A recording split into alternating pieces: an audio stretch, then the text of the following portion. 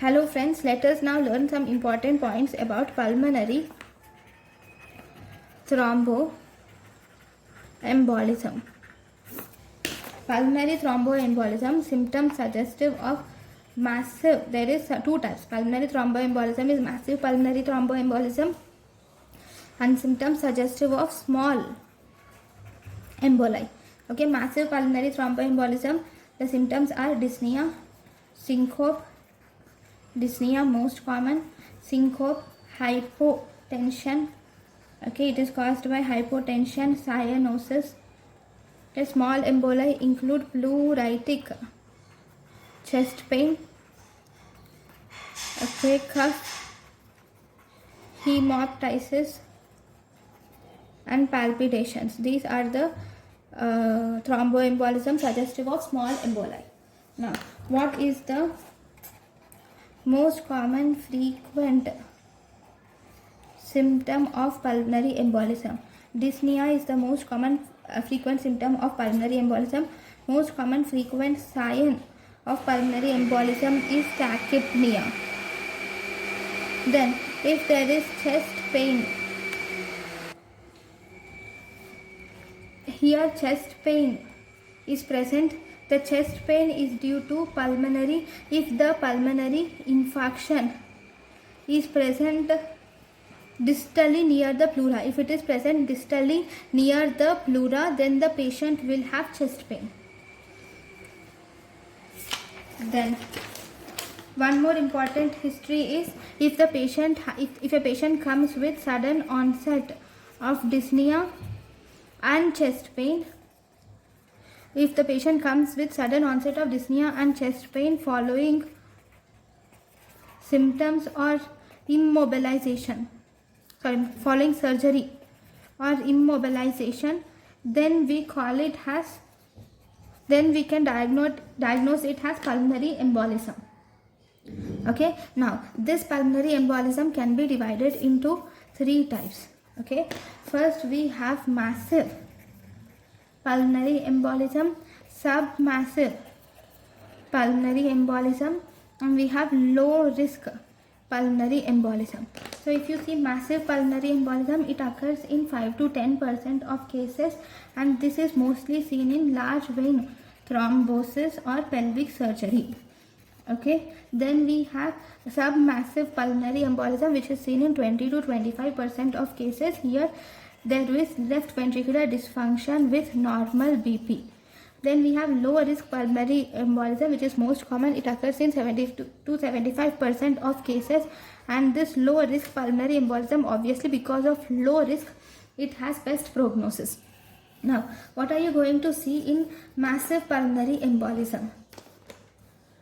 Right, this massive pulmonary embolism presents with hypotension, and you will see wide. S2 is wide and fixed split. S2 shows wide and fixed split. There is right ventricular dyskinesia is seen, and there is functional tricuspid regurgitation and septal deviation is seen. Functional tricuspid regurgitation, central septal deviation. And if you do chest x-ray signs are positive, and on ECG you will see S1 Q3 T3 sign, and treatment is altiplase are seen. So these are the main things. There will be wide fixed split, there right ventricular dyskinesia, tricuspid regurgitation, functional tricuspid regurgitation will be seen, septal deviation will be seen. On chest x-ray signs are positive, ECG shows S1 Q3 T3, and treatment is altiplase. Then if you see submassive pulmonary embolism, this is not so big, so as a result you will see milder symptoms when compared to massive pulmonary embolism. Here you will see right ventricular dilatation, chest x-ray is normal, and ECG shows sinus tachycardia, and you will also see treatment is you will give heparin infusion is given in submassive pulmonary embolism.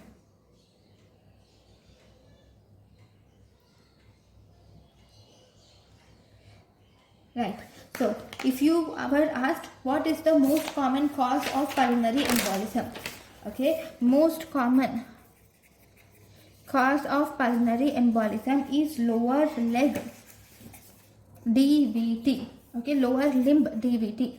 This lower limb DVT will present with muscle cramps, and it will also present with pain in calf. Okay, it will also present with subsequent thigh swelling, tenderness, and erythema will develop. Then if this is about lower limb DVT, will you ever see upper limb DVT? Yes, upper limb DVT is also seen. Okay, this upper limb DVT is seen after putting, it is seen after putting IV central lines or IV lines. You will see upper limb DVT. Then you will see ICDs and pacemakers. After putting IV lines or ICDs or pacemakers, there is increased chances of upper limb DVT. Upper limb DVT is increased risk with increased in diameter of catheter. If the catheter diameter increases, then there is increased risk of upper limb DVT. If there is increase in number of lumens, also increases the risk of upper limb DVT. This upper limb DVT, if you see the clinical features, it will present with asymmetry in supraclavicular fossa. In this, the patient will have asymmetry in supraclavicular fossa, and there is also asymmetry in the circumference of circumference of upper limbs. There will be asymmetry in the circumference of upper limbs, and there will be asymmetry in the supraclavicular fossa. So this is about the upper limb DVT. Okay, so if you were asked a one-liner, what is the most common site of DVT? Most common site of DVT is calf vein.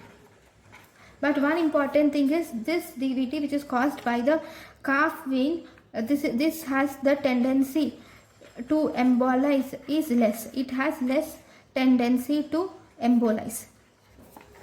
Okay, then if you were asked what is the most common source of pulmonary embolism, most common source of pulmonary embolism is proximal vein of lower extremity. Proximal vein of lower extremity, that is either the pelvic vein or femoral vein. That is, the larger veins have more chances of pulmonary, these have more tendency to embolize. The tendency to embolize in them is high. Okay, next.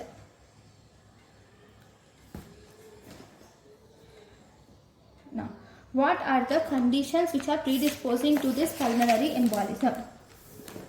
So, first we will see inherited conditions.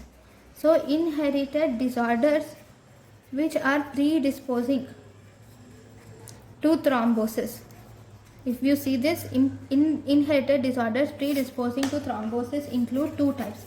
One, we have defective inhibition of coagulation factors, okay, which include factor 5 Leiden mutation, Leiden resistance. This includes factor 5 Leiden resistance. Then we have antithrombin 3 deficiency. Then also we have protein S deficiency, protein C deficiency. This also includes prothrombin gene mutation, and then this also includes antiphospholipid antibody syndrome,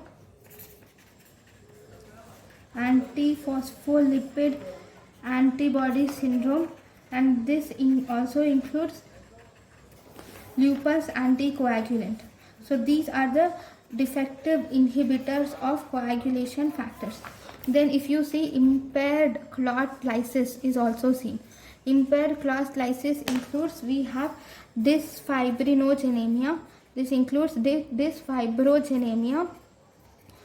This includes plasminogen deficiency, TPA deficiency, and homocystinuria is seen.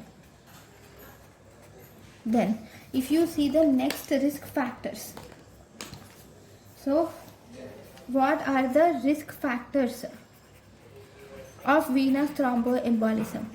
Risk factors of venous thromboembolism or pulmonary thromboembolism include, this includes age, which is increasing age, or obesity, immobility, pregnancy, puerperum, high dose estrogen,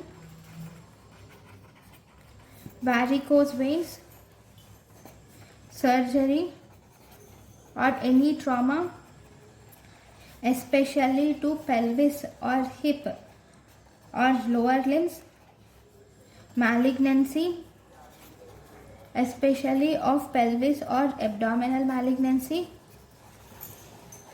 And then the risk factors like heart failure or recent MI, nephrotic syndrome. Then we have polycystic polycythemia vera, paroxysmal nocturnal hemoglobinuria. This also includes Behcet syndrome. Then we have homocystinuria.